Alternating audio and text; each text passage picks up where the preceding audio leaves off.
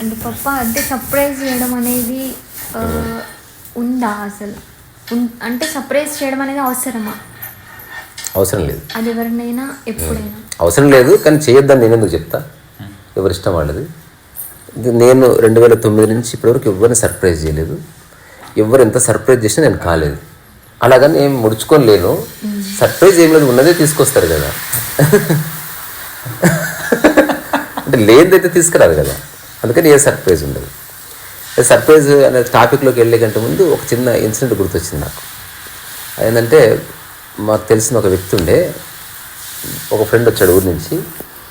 Early morning 5:36కి bus దిగి నాకు కనిపించాడు. వెళ్దాం పదా అంటే సరే తలుపు కొట్టబోతుంటే లేదు సర్ప్రైజ్ చేద్దాం అని హలో ఎవరో అని కొట్టాడు ఇట్లా. ఆ తర్వాత హలో అంటే ఎవరన్నా అక్కడి నుంచి లోపలి నుంచి అంటున్నాడు, తలుపు తీయాలి కదా. తర్వాత సరే అని నా వెనక దాక్కున్నాడు. మా ఫ్రెండ్ ఊరి నుంచి వచ్చినాడు. వాడు తలుపు తీయగానే వీడు నా పక్కన వచ్చి సర్ప్రైజ్ అన్నాడు అనమాట. దౌడ పెట్టి కొడితే అసలు చుట్టుకుని పడ్డా. అసలు అంటే నా ఉద్దేశం ఏంటంటే సమ్ టైమ్స్ సర్ప్రైజ్ అనేది సర్ప్రైజ్ అంటే ఏంది, ఒక ప్లెజెంట్ షాక్. ఒకవేళ సర్ప్రైజ్ని మనం నిర్వచించాలంటే ఒక ప్లెజెంట్ సడన్ షాక్, అంతే. ప్లెజెంట్గా ఉంది షాక్, అంతకుమించి ఏం లేదు. మరి సర్ప్రైజ్ ఎందుకు చేస్తారు అంటే, ఇంకోటి వ్యక్తిగా నువ్వు ఏమైనా సర్ప్రైజ్ చేస్తావా, లేకపోతే కొత్త విషయం తెలుసుకొని సర్ప్రైజ్ చేస్తావా, లేకపోతే వస్తువులు ఉన్నాయా అంటే గిఫ్ట్స్ లాంటివి అంతే. అంటే జీవితంలో ఈ సంసారంలో పడి కాస్త నిరాశలో నిస్పృహలో ఉన్న మనిషికి కాస్త ఒక ఊపు అవసరం. అన్ని బాగున్న ఆనందంగా ఉన్న మనుషులు సర్ప్రైజ్ చేస్తారు. అదే అంటున్నా, చేయొద్దని ఒక అంటే ఎవరైనా ఎవరికైనా అమ్మాయిలు అబ్బాయిలకు కానీ అబ్బాయిలు అమ్మాయిలకు కానీ సర్ప్రైజ్ చేసి ఆ క్షణం కోసం ఇంప్రెస్ చేస్తారు కావచ్చు. తర్వాత ఆ తర్వాత ఏముండదు. అంటే ఆ సర్ప్రైజ్ అనేది అది ఎంత అంటే అవసరమా? నాకు తెలిసి అవసరం లేదు, కానీ ఇది చాలా మంచి విషయమే కాబట్టి నో అని చెప్పడానికి ఏమి లేదు. అంటే సర్ప్రైజ్ చేసిన తప్పు, అది మన ధర్మం కాదు అట్లా నేను చెప్తలేను. ఎవరిష్టం వాళ్ళది. కానీ వ్యక్తిగతంగా నేను ఎవరిని ఏ సర్ప్రైజ్ చేయను. ఎవరైనా సర్ప్రైజ్ అని నాకు చెప్తే నేను కొంచెం నటిస్తాను సర్ప్రైజ్ అయినట్టు. నాకు సర్ప్రైజ్ ఎందుకంటే ఉన్నది ఇస్తున్నారు నాకు. నేను ఎవరిని సర్ప్రైజ్ అవుతాంటే, ఒకవేళ సర్ప్రైజ్ అయ్యేది ఎప్పుడంటే ఇంత ప్రపంచంలో ఆనందంగా బతికేవాడిని చూసి నేను సర్ప్రైజ్ అవుతా. ప్రజెంట్ వచ్చి సంభ్రమాశ్చర్యం. వావ్.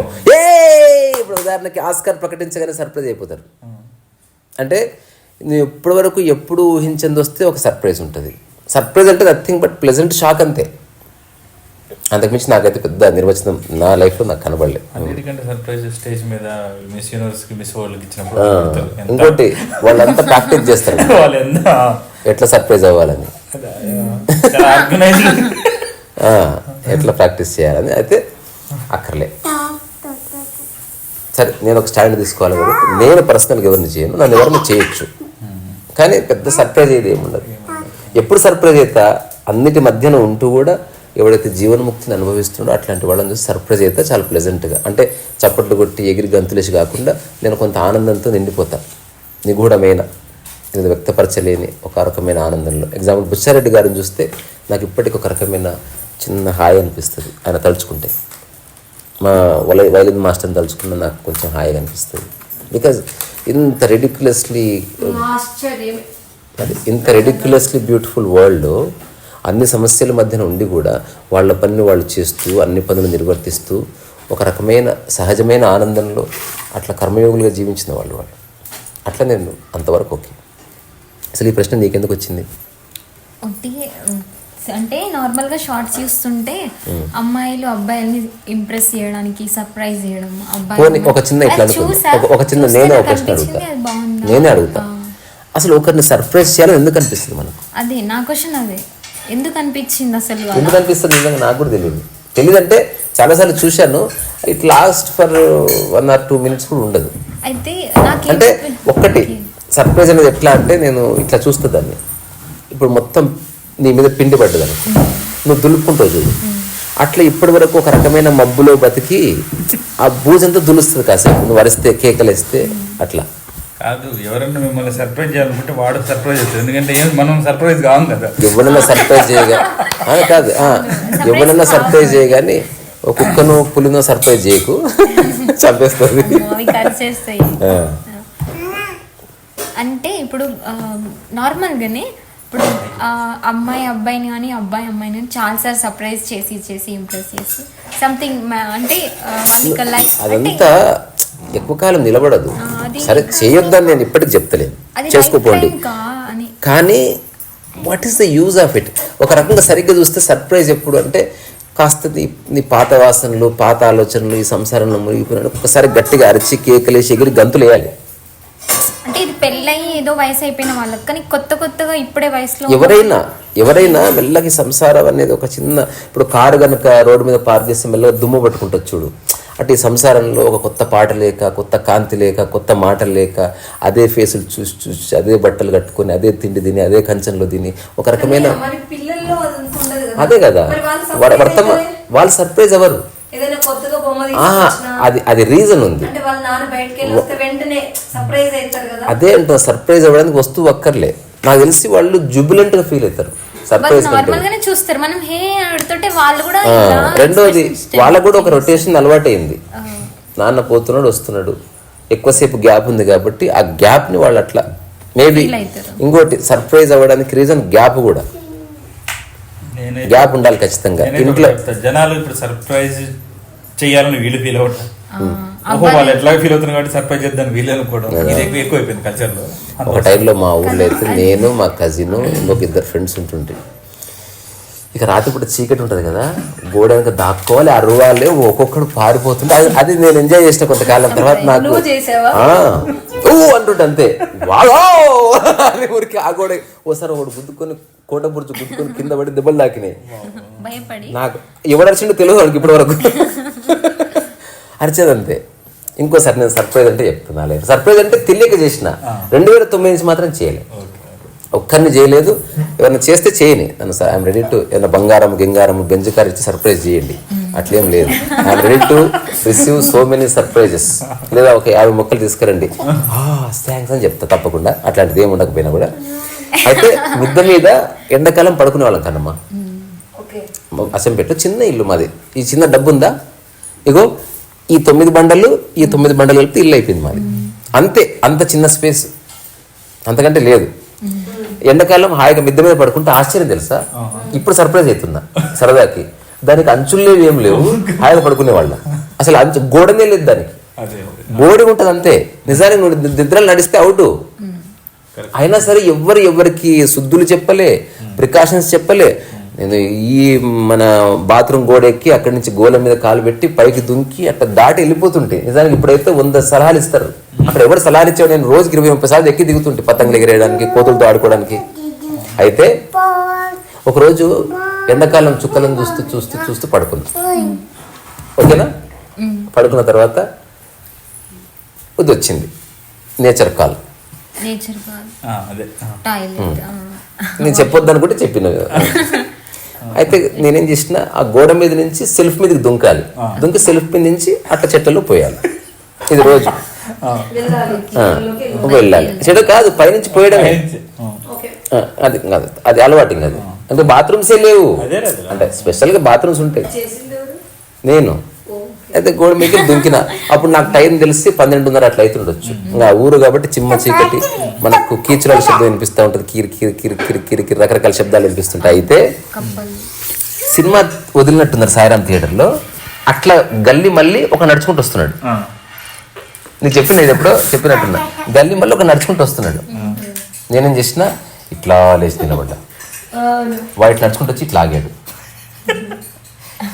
ఇద్దరం ఇట్లా ఆగిపోయినాం. ఒక 5 నిమిషాలైనా అట్లే ఉన్నాడు వాడు. వాడు అంచనా వేస్తుంది, ఏంది అది ప్రాణి తెలియదు.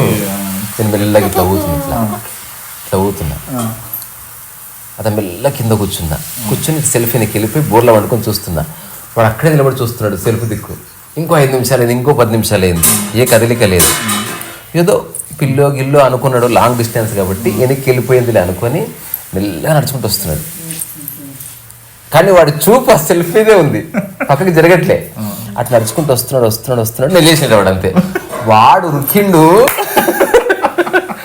ఎక్కడికంటే పొయ్యేది ఉంటే గుద్దుకుంటే అసలు లారీ ఎగిరిపోతుంది అటు ఉరికాడు. సర్ప్రైజ్. సో ఇట్లాంటివి తెలియని వయసులో చేసిండు. అంటే ఈ ఆశ్చర్యం అనేది రకరకాల ఆనందమైన భయానకమైన ఇట్లా అన్ని రకాలైన. అవును. ఇప్పుడు అష్టావక్ర సంహితల్లో జనకుడు అష్టావకుడితో అంటాడు, ఎంత ఆశ్చర్యం గురుదేవ, ఎంత ఆశ్చర్యం, నా కాళ్ళకు నేను నమస్కరించుకోవాలనిపిస్తుంది, ఎంత ఆశ్చర్యం ఎందుకు అని జనకుడు అడిగితే చెప్తాడనమాట, ఇన్నిటి ప్రపంచం మధ్యలో ఉండి కూడా నేను విముక్తిలో ఉన్నాను, నా మనసులో ఏ క్లేశం లేదు, ఎవరి మీద ఏ కోపం లేదు, ద్వేషం లేదు, ఏమీ లేదు, ఇంతకంటే ఆశ్చర్యం ఏముంటుంది అంటాడు అనమాట. అట్లా నేను ఆశ్చర్యపోతాను అని నేను చూసుకుని అంతవరకు ఓకే. కానీ అది ఎగిరి గంతులేసి లేకపోతే కేకలేసి అటువంటి ఆశ్చర్యం కాదు, ఒక స్తబ్దత ఉంటుంది అందులో.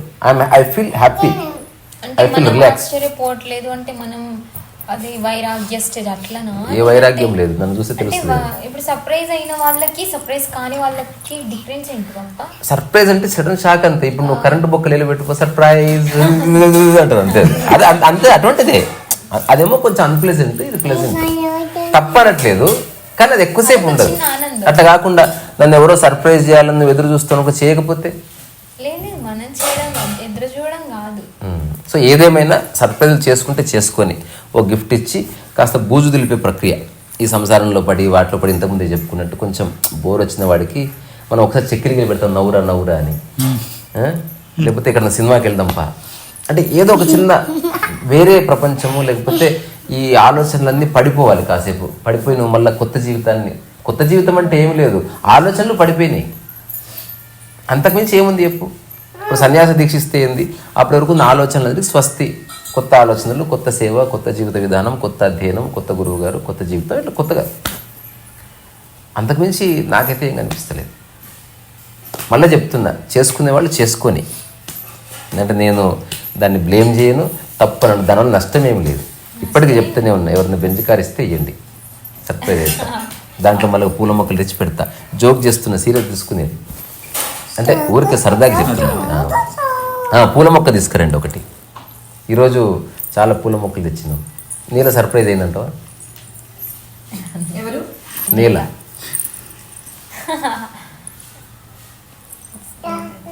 ఇప్పుడు ఫైనల్ గా అసలు ఏం చెప్పాలనుకుంటారు? నాలో సర్ప్రైజ్ లేదు, సర్ప్రైజ్ చేయడం లేదు, అది నా స్టేట్మెంట్ తెచ్చుకుంటుందా వ్యక్తిని బట్టి వాళ్ళ అదే అంటున్నా. వ్యక్తికి నేను చేయలే, వాళ్ళైతే నాకు సంబంధం లేదు. అంటే ఇప్పుడు నేను వచ్చి నిలబడ్డా ఒక వ్యక్తి నిజంగా వా అన్నాడు అనుకో, అది అతని పర్సనల్ థింగ్. అయితే సర్ప్రైజ్ అవ్వడానికి ఖచ్చితంగా ఒక గ్యాప్ అవసరం, లేదా సర్ప్రైజ్ అయ్యారు. అవును, ఇంకా ఆశ్చర్యపోతారు. నేను ఫోన్ లేపితే అసలు ఏడ్చేస్తాను. సో నేను చెప్తా, ఏడ్చిన తర్వాత నేను మాట్లాడతాను అని, నేను లైన్లో ఉంటే ఏడవండి అని చెప్పి 5 నిమిషాలు ఏడ్చిన తర్వాత మామూలు మాట్లాడతాను అంతే. ఎంతసేపు ఏడుస్తాం, ఎవడు ఎక్కువసేపు నవ్వలేడు, ఎక్కువసేపు ఏడవలేడు. నిజంగా ఎక్కువసేపు కొనసాగేది మౌనమే. ఇంకా ఏది ఎక్కువసేపు, ఆనందం ఎక్కువసేపు అంటే ఉన్మత్త, అది నీ జీవన విధానం. మౌనం అన్న శ్వాస కొనసాగినట్టు మౌనం కొనసాగుతుంది. ఇంకొక అద్భుతమైన రహస్యం చెప్పి ముగిస్తా. దీనికి నేను ప్రమాణం నేనే, లేదా మీరు ఎక్కడ పుస్తకాలు వెతికితే దొరకచ్చు. ఒకవేళ సాక్షి భావన అంటే ఎలాంటి చంచల స్థితి లేకుండా చూడడం అలవాటు అనుకో, ఇక ఏ సర్ప్రైజ్ సర్ప్రైజ్ ఇచ్చే వాళ్ళ సాక్షి భావన లేదన్నమాట. నేను చెప్పేది ఒకవేళ తీసుకునే వాళ్ళ సాక్షి భావన ఉంటే ఏమి అయిపోయింది. ఇంకా నీకు ఓన్లీ కర్మ చెప్తే కదా ఎన్నో 100 సార్లు, నిష్కామ కర్మయోగము తప్ప ఇక ఏమీ మిగలదు. జీవితం అర్థమైతే నిష్కామ కర్మయోగము తప్ప. సరే, ఆ నిష్కామ కర్మయోగము సనాతన ధర్మంలో అయిండొచ్చు, అన్నదానంలో అయిండొచ్చు, మొక్కల సేవ అయిండొచ్చు, లేదా ముసలి వాళ్ళకి సేవ చేయడం అయిండొచ్చు, ఏదైనా ఉండొచ్చు. నిష్కామ కర్మయోగం అంటే ఇదే చేయాలని లేదు. ఏదైనా you are not expecting anything, you are going along with the flow.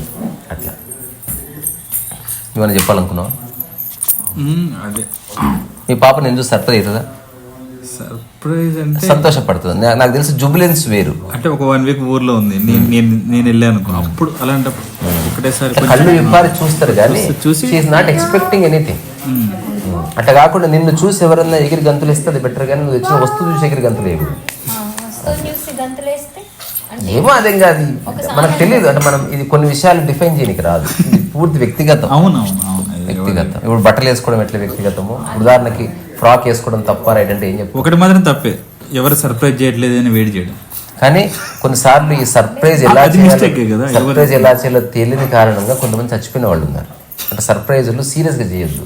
అంటే రకరకాల ముసుగులు వేసుకుని అని ఇట్లా సర్ప్రైజ్ చేయడాలు, లేకపోతే హఠాత్తుగా శ్వాస సర్ప్రైజ్ కంటే కూడా ఎదురు ప్యానిక్ చేయడం, భయపెట్టడం కిందకి వస్తుంది అది. సర్ప్రైజ్ అంటే మా అంకుల్ చేసిండు ఒకసారి సర్ప్రైజ్. కాదు అది వేరే, అది కూడా చెప్తా.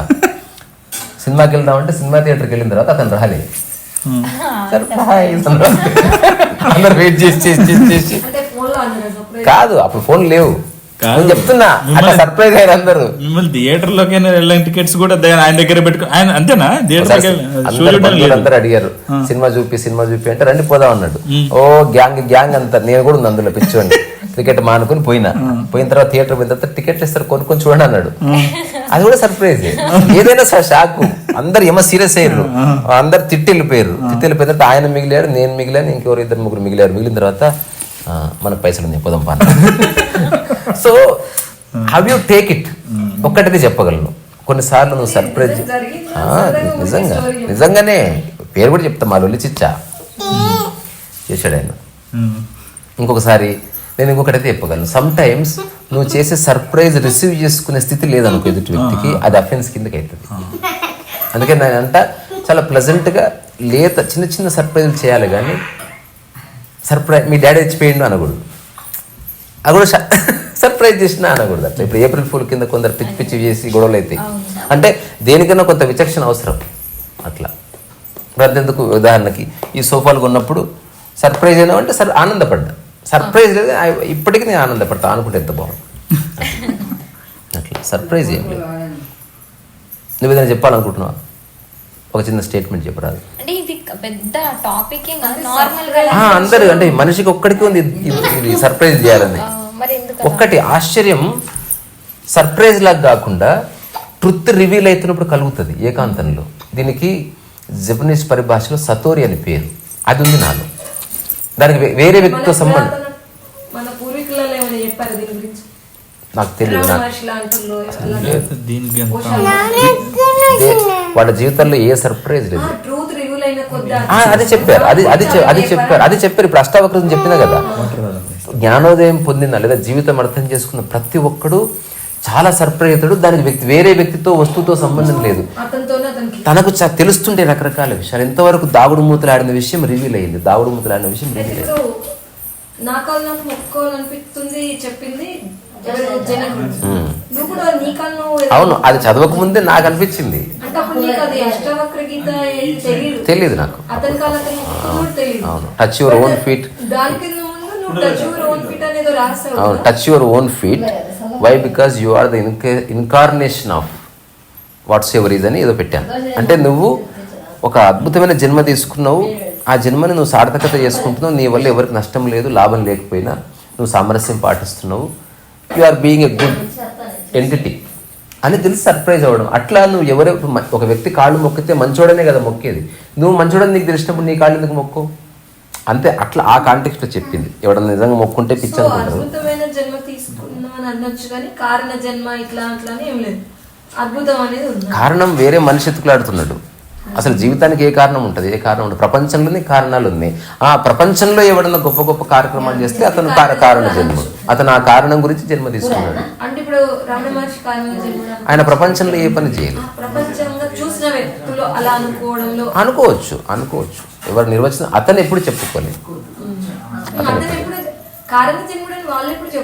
ఒకవేళ కొందరు నేను ఒక జన్మ తీసుకోవడానికి ఒక రీజన్ ఉంది అని చెప్పుకునే వాళ్ళు ఉంటారు. ఇప్పుడు ఉదాహరణకి ఇప్పుడు రాముల వారు అనుకో, అది కారణ జన్మ.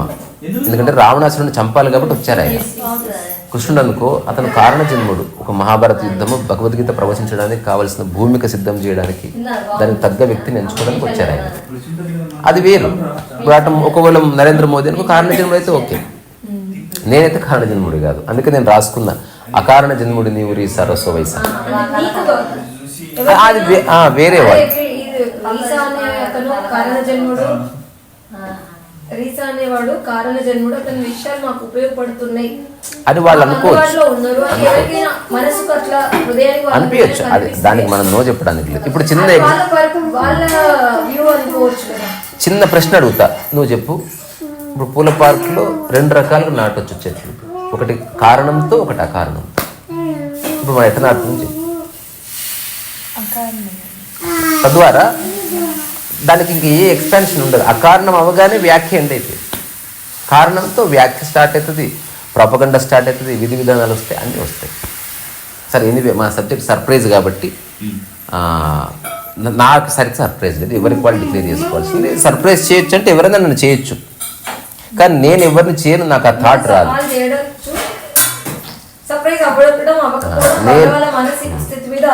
నేను యాక్చువల్గా ఇంకా నేను ఆచరిస్తున్న పద్ధతి ఏంటంటే సర్ప్రైజ్ చేయకుండా ప్లెజెంట్గా నేను తెలియపరుస్తాను నేను వచ్చానని. నేను ముందే ఇన్ఫార్మ్ చేస్తాను నేను వస్తున్నా, రిలాక్స్ ఉండండి అని చెప్తాను. I don't give shocks. Surprise అంటే షాక్ లిటిల్ బిట్ అట్లా. కొందరు ఇట్లా ఎగురుతారు, గెంతులు వేస్తారు, పట్టుకుంటారు, కౌగులించుకుంటారు, ఏమో చేస్తారు కదా. రావడం వెళ్ళడం నుంచి కాదు, కొన్ని గిఫ్ట్స్ ఇచ్చుకుంటారు, సంథింగ్ ఏదైనా కావచ్చు. అయితే అవసరమా? కానీ అదే ఇప్పుడు అది ప్రాపంచికంగా గిఫ్ట్లు లేకపోతే మనిషి రావడం అట్లా కాకుండా ఆధ్యాత్మిక పరంగా నిజమైన సర్ప్రైజులు ఉన్నాయి. అది వేరే వ్యక్తితో సంబంధం లేదు, నీలో కథ జరుగుతున్న రెవల్యూషన్స్కి నువ్వు ఆశ్చర్యపోతున్నావు. అట్లాంటిది ఉంది, అట్లాంటివి బోల్డ్ అని ఉన్నాయి. కావాలంటే నేను ఒక పుస్తకం రాయగలను. సర్ప్రైజ్ అనేది ఉందా నిజంగా? ఒకసారి ఆలోచిద్దాం. లేదు, సర్ప్రైజ్ అయ్యేవాడు ఎవడు? ఇప్పుడు వర్షం పడితే కుక్క సర్ప్రైజ్ అవుతుందా? తోక ముడుచుకుని దాక్కుంటుంది పోయి. ఇప్పుడు కుక్క వ్యవసాయం చేస్తే లేక అప్పుడు వర్షం పడితే సర్ప్రైజ్ కావచ్చు. అది ఏమీ చేస్తలేదు కదా. ఎగ్జిస్టెన్స్ ఏంది? అది ఉన్నది ఉన్నట్టు ఉండడం, అట్లా మనిషి ఉంచాలి యాక్చువల్గా. ఎగ్జిస్టెన్స్ని నాశనం. అందుకే మనం ఇప్పుడు 1,00,000 మొక్కలు నాటుతారు, లేకపోతే మనం ప్రకృతిని రివైవ్ చేయాలంటే ఎందుకు? ఏదేమైనా ప్రకృతి అస్తిత్వం అన్నది అది నాశనం అవ్వడానికి వీళ్ళది. ఎంత చెట్లు పెట్టినా, ఇప్పుడు కొత్త రూల్స్ వచ్చినాయి. నువ్వు ఒక బిల్డింగ్ కట్టినా, స్కూల్ పెట్టినా మినిమం చెట్లు ఉండాలి. అడ్డగోలు నువ్వు చెట్లు నరకడానికి లేదు. సో ఇప్పుడు మనం పార్కులో చేస్తుంది great contribution to the existence. ఉండొచ్చు, సర్ప్రైజ్ చేసిన తర్వాత 100 రూపాయలు అడగొచ్చు, మనకు తెలియదు. ఉండొచ్చు. అందుకని ఏదేమైనా ఈ డిస్కషన్ రియల్లీ సర్ప్రైజింగ్. అంతే. సో ఇది పూర్తి వ్యక్తిగతం. మనం అంటే అంటే ఇది ఎట్లయితే పోలిక ఉన్నవాడికి ఆధ్యాత్మికత కానీ ధ్యానము కానీ చిక్కవు అని చెప్పినంత స్ట్రైట్గా సర్ప్రైజ్ చెప్పనీకి రాదు. ఒకవేళ సర్ప్రైజ్ అయినా నష్టం అయితే లేదు కదా. ఇప్పుడు నిజంగా రేపే నువ్వు అనేసి నేను సర్ప్రైజ్ అయినా నష్టం లేదు. అట్లా నేను నియంత్రించుకొని నేను సర్ప్రైజ్ అవ్వకూడదని నిర్ణయించుకున్నావు కాబట్టి అట్లేం లేదు. అయితే అయ్యానేమో, నష్టమైతే ఎప్పుడు లేదు. నష్టమైతే లేదు. అంతవరకు చెప్పగలను. ఈసారి అసలు టాటా, బాయ్ బాయ్.